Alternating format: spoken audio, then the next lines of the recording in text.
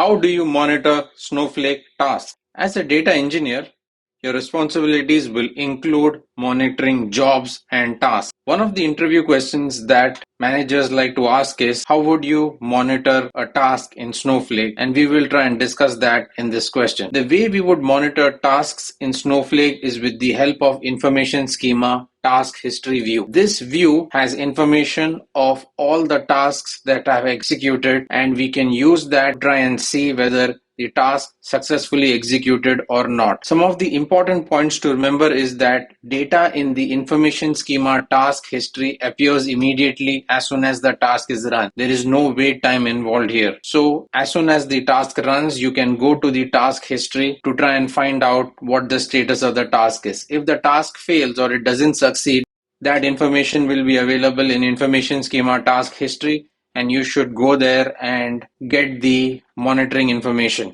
As you can see in the select statement, I have used -4 along with hour. What that means is that we are going to get data for the last 4 hours from the task history. Since there is a limitation of 7 days, you can at the most do 24 into 7, which will provide you all the tasks that executed in the last 7 days, whether they succeeded or failed. If you need data for more than 7 days, then you need to go to account usage task history. Now, the reason we don't use account usage task history to monitor tasks is because there is a 45-minute lag before which data shows up in the account usage task history, and therefore the right table to go to is information schema task history.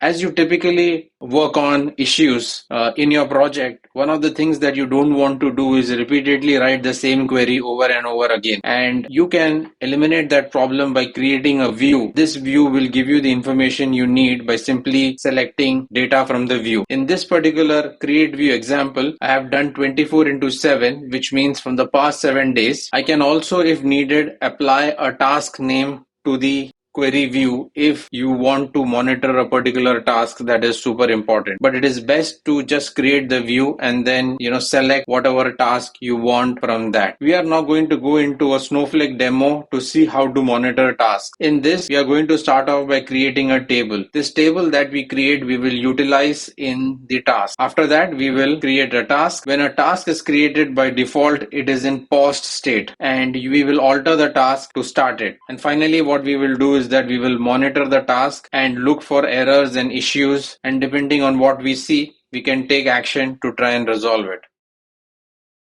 We are going to start off by creating a database called Cyrus if it does not already exist. Since it already exists, we are going to use the database. Similarly, we are going to create the schema called QA. Since it already exists, we are going to use the schema.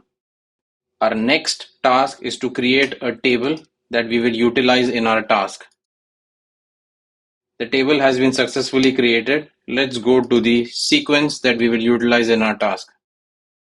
The sequence also has been created successfully. Let's review the task that we are planning to create. The name of the task is task_insert. It has a schedule of 1 minute. It uses compute_warehouse. When it comes to the condition, I am saying 1 equal to 1, which basically means that it is always true. And we are inserting rows into the table every minute. The task has been successfully created. Let's validate it. As you can see, we are able to see the task we just created. It's in the database Cyrus, schema QA, schedule 1 minute, state is suspended, and the definition that we had, that is also present. Now, since the state is suspended, we need to resume the task so that we can use it. We have run the resume command. We are going to check if the resumption has worked. As I come here, I can see that the state is started, so we are good.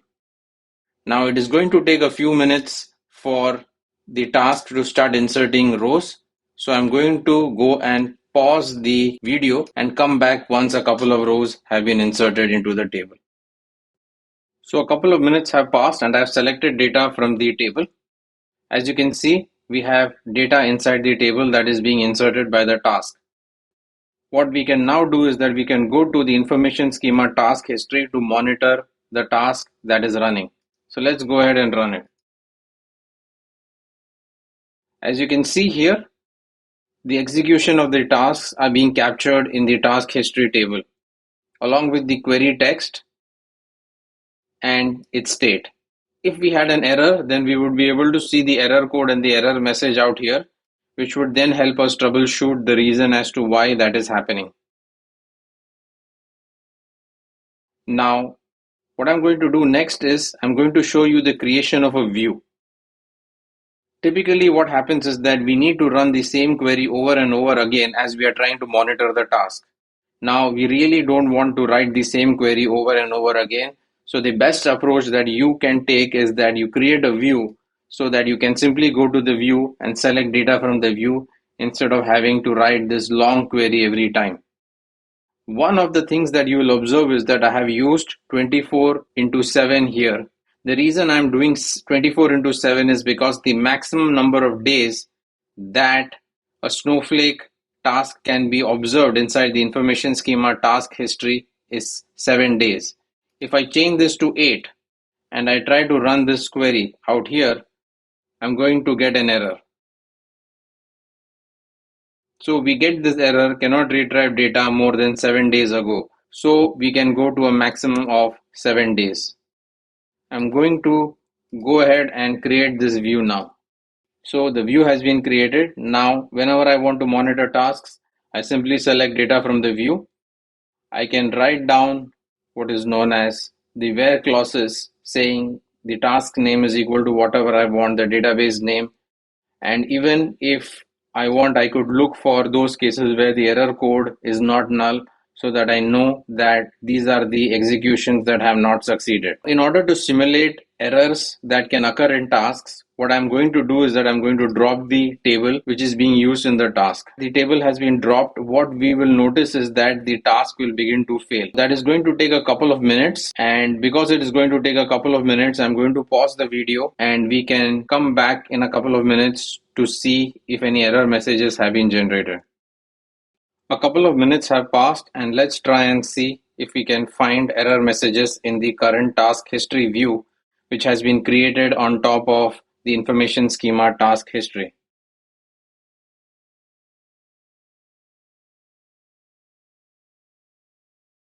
As you can see here, the state is showing as failed, and there is an error message which is also showing up. Now, what we are going to try and do is that we are going to read the error message to see what the problem is. It tells us that the table does not exist or is not authorized. Clearly, we dropped the table, because of which we got an error message. Now, if there was a role problem, then in that case, there could be an authorization issue.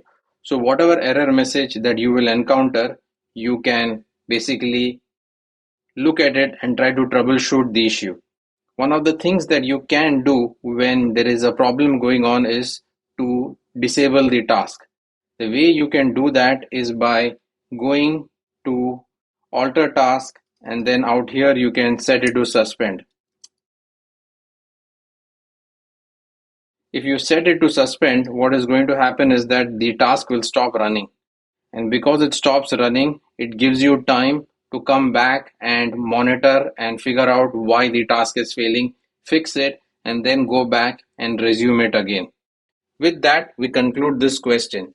If you have the time, please join me in the next question.